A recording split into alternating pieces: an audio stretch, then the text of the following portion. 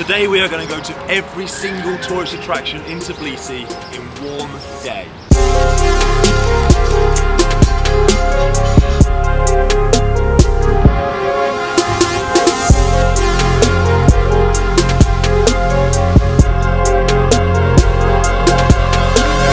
And we're going to do that using this.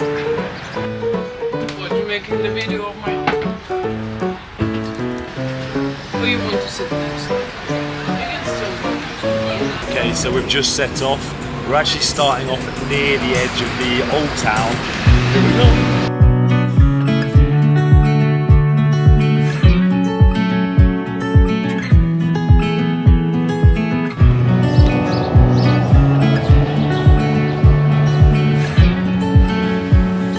This first area, nicknamed Kote Kapkazi, is nicknamed the Labyrinth because of all these little cobbled streets that just trickle round and make it a little bit of a maze.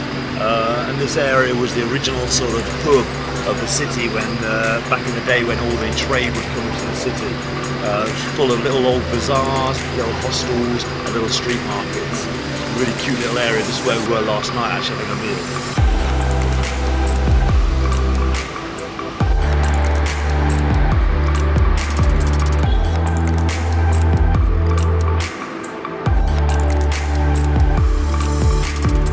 Okay, so this is Rustaveli Road. This is a big road that goes all the way through the sort of centre of Tbilisi. Here you're going to find a lot of government buildings, the operas, theatres, and lots of just interesting architecture. This is a very historic road, significant to Georgia's independence from Russian control that was declared in 1918 in the government building that's on this road. Rustaveli is... Who's Rustaveli? Rustaveli is a poet that this road was named after. Is he Georgian? No, of Georgian. Okay, this next stop that we've actually got off the bus for is called Rose Revolution Square.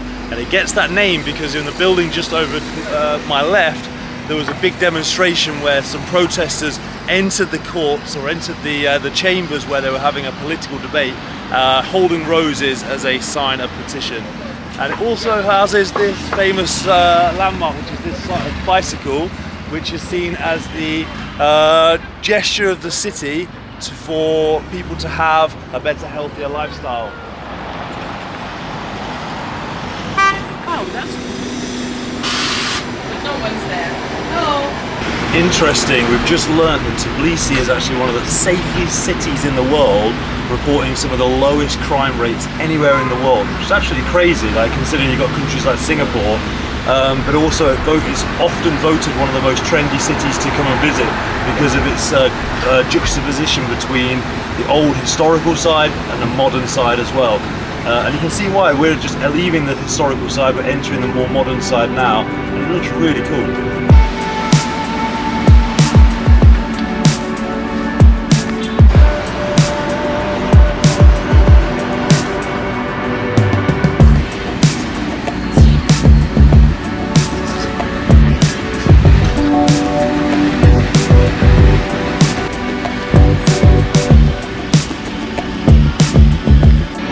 On one of the most famous streets in all of Tbilisi. This is now what's called an open air museum of architecture because of just how beautiful this street is. It once was a bit of a relic and it's recently been restored back to its original beauty, and you can really see it's absolutely stunning. This is probably my favourite street in all of Georgia that I've been to so far. Wow. Okay, this is stop 6. The Flea Market. This is like a local market that they set up every day here on this park and on the edge of the river. Wow, look at this one. What? What is that? But it wasn't Soviet Union. Was it Russian Empire? Russian Empire.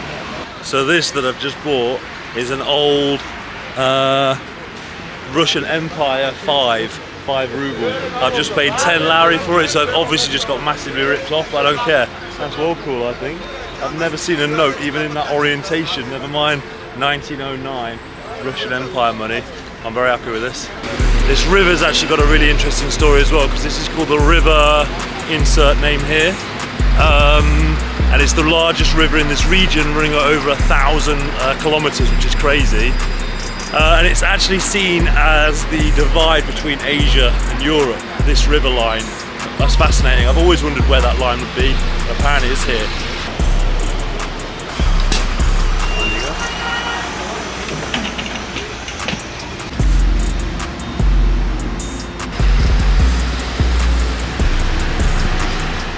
Okay, our next stop takes us here.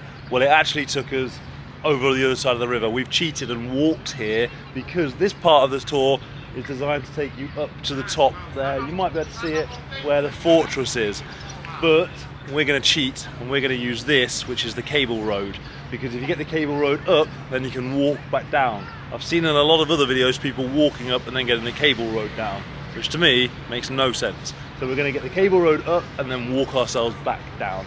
So let's jump on the cable car.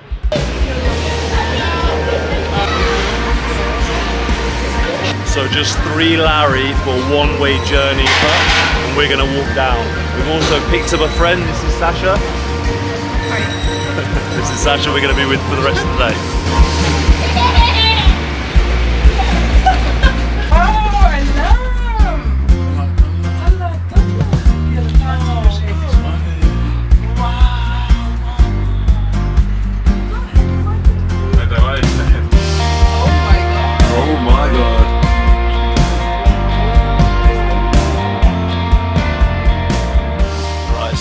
To the top of where the chairlift takes you, you get to this little area with a little market stall, some shops and cafes.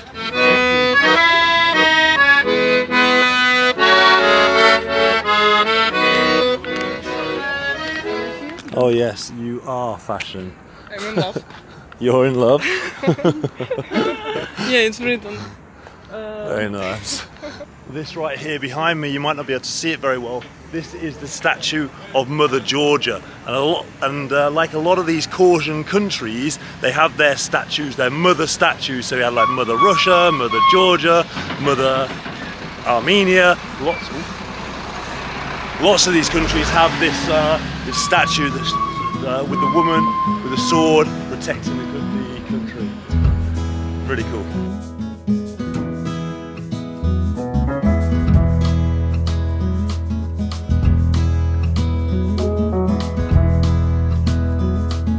So this behind me is the Narikala fortress, and you can see that it's lost a lot of its shape and structure, because this fortress has been sitting on these grounds since the 4th century. Absolutely insane. But beautiful scenery. I mean, look around us, it's absolutely breathtaking. It's so interesting to see the old wall. You can see these big gaps and holes where obviously over the last 1600 years it's taken a bit of a battering.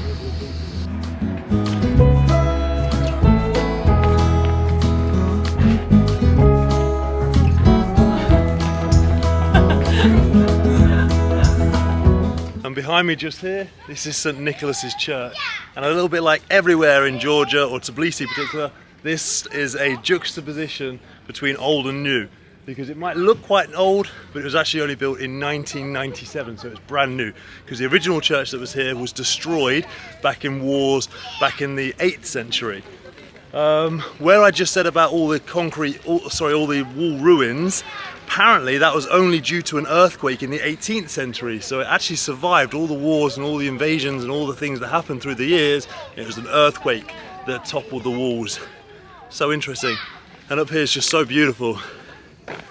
And then our little final stop, or penultimate final stop, here at this bus location are these. These are the Sulphur Baths. This is a really traditional and very famous old landmark of the city. And let me tell you, it stinks around here. It should be called the egg smelly baths. But yeah, absolutely beautiful. You can see the rooftops of them here. You go and sit in the Sulphur Baths. You wouldn't believe it. And apparently there's a little surprise around here as well, which we were looking for. That's going to be our last stop. But this here that we're coming to now, this is the most famous bath. So let's head over there. This behind me, this is the most famous bathhouse here in Tbilisi, but it's recommended that you actually don't go to this one because it's become a bit of a tourist hotspot. So this is the most famous, but I'd recommend not using it and head to one of the more traditional local bathhouses, which are dotted all the way down this riverside here that you can see. This is Tbilisi's answer to the Lovelock Bridge in Paris. Thousands of locks have been put here, all the same brand and type as well, so I'm assuming there's a seller here doing very well. But yeah, this is the Lovelock Bridge of Tbilisi. Very beautiful.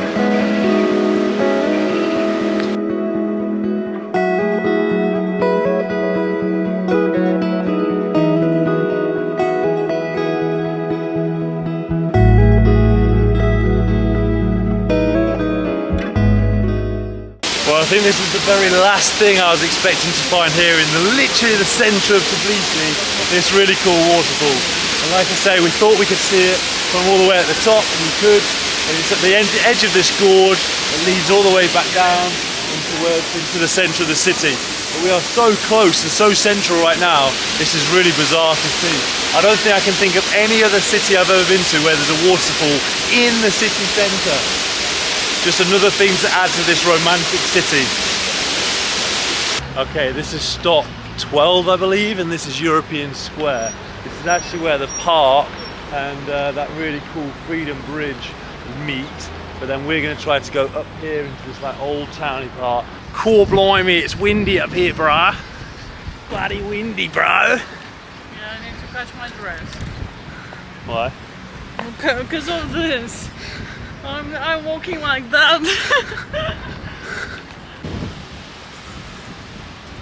This behind me is Nicolas Church, one of the oldest churches here in Tbilisi, but ages and ages and ages ago was destroyed during the Mongol invasion and was then rebuilt again ages and ages and ages ago, but rebuilt by the king as the king's residence. Pretty cool. Sits right here on top of the cliff, and therefore overlooking the whole city around us, which is really cool. And then you've got some bloke on a horse. Okay, our last stop of the day is here at Reich Park, which is on the other side of the Freedom Bridge. Oh my god, and I can see some candy floss. Wow. So it's just gone past 7 o'clock in the evening and the weather is still just perfect. Still nice and light, still a nice temperate temperature.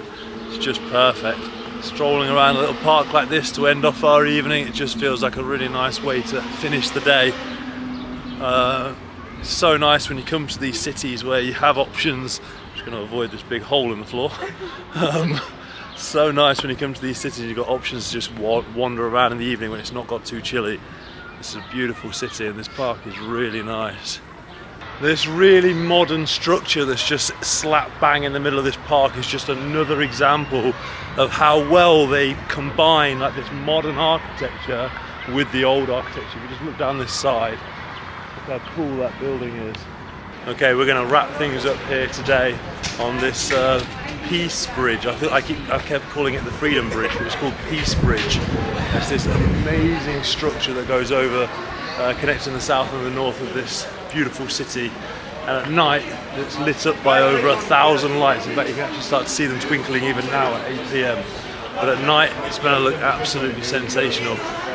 Really gorgeous bridge. So we're going to wrap this video up, guys. Hopefully you've seen a lot of Tbilisi. I know we have. We're exhausted. It's only just got 8 PM, but we are absolutely shattered. So goodbye. And I'm saying peace. Peace on Peace Bridge.